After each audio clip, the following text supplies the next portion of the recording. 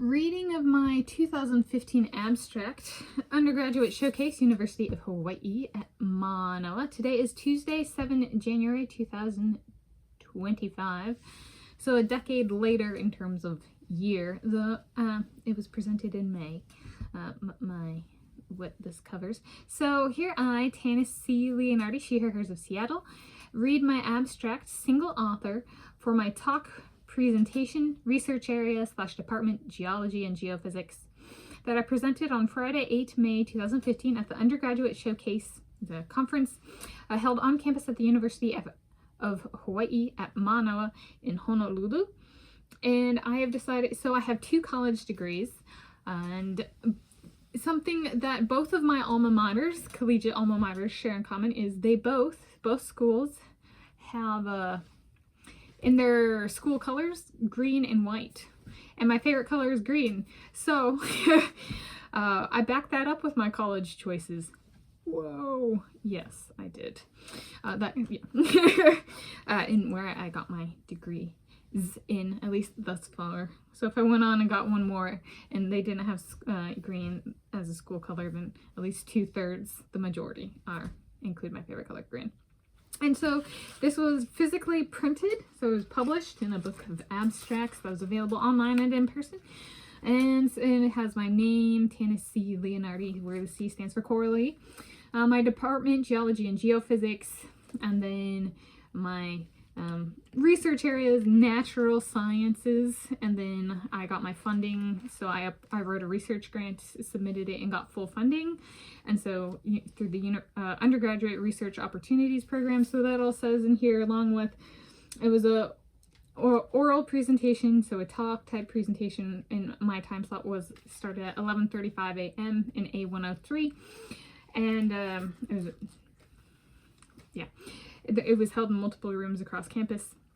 And so this is, I wrote this myself. This is one that, so it was open to the entire University of Hawaii at Mānoa Ohana.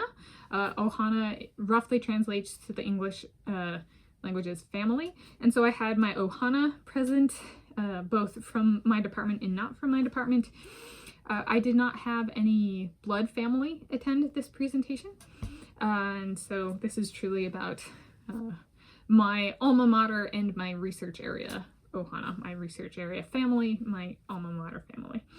And so I wrote this abstract and I sent it off to my, what they decided to call for this, my mentor.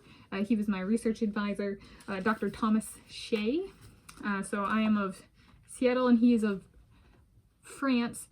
However, we both, for the our affiliation at the time of this was, we were both University of Hawaii at Mānoa. Okay, and so I wrote it up and I sent it to him for feedback, and he got, you know, the A++, the dream advisor. Was, he did not touch it. He did not like alter it and then send it back to me. He did not touch it, and he provided vocal feedback, if I'm recalling correctly.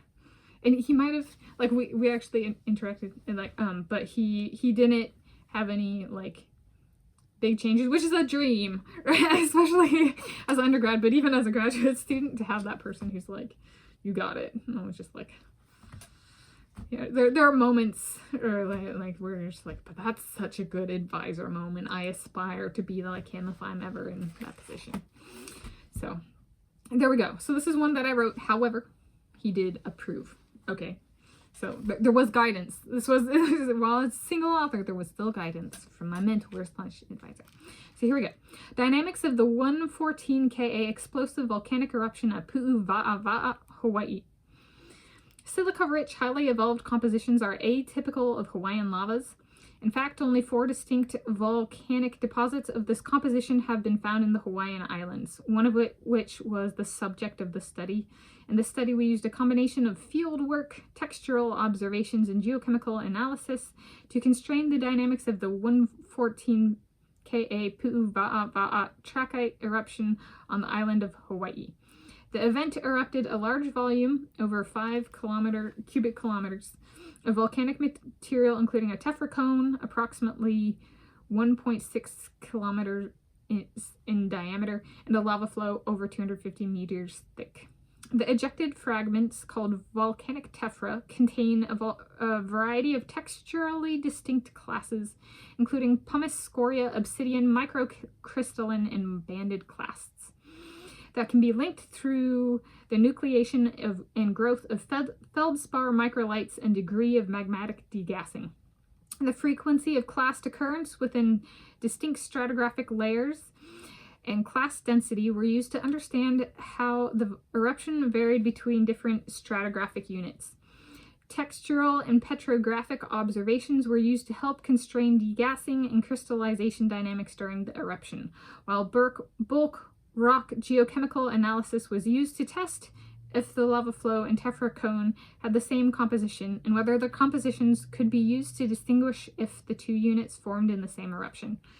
Crystal abundances, coupled with vesicularity, were then used to reconstruct a devolatilization and crystallization history, accounting for the collection of field, textural, and geochemical observations. Yeah, that's what I did. Or at least what I presented, right? That's what I did. I wrote it. But there was I got to bring it together to present it. I did a lot of the in-lab stuff.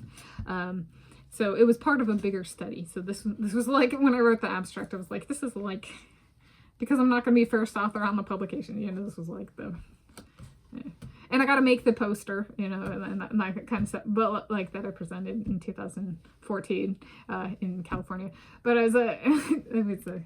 the abstract was really like, and I had an undergraduate thesis, but like the abstract was like it's been published. And I gave a talk, right? So I constructed a talk and gave the talk, but like that's what I did. And I did some of the research too, but it was part of a bigger project. So there we go. As a reading of written works, a reading of my 2015 abstract, Undergraduate Showcase, University of Hawaii at Mānoa. And again, my research area / department was Geology and Geophysics. So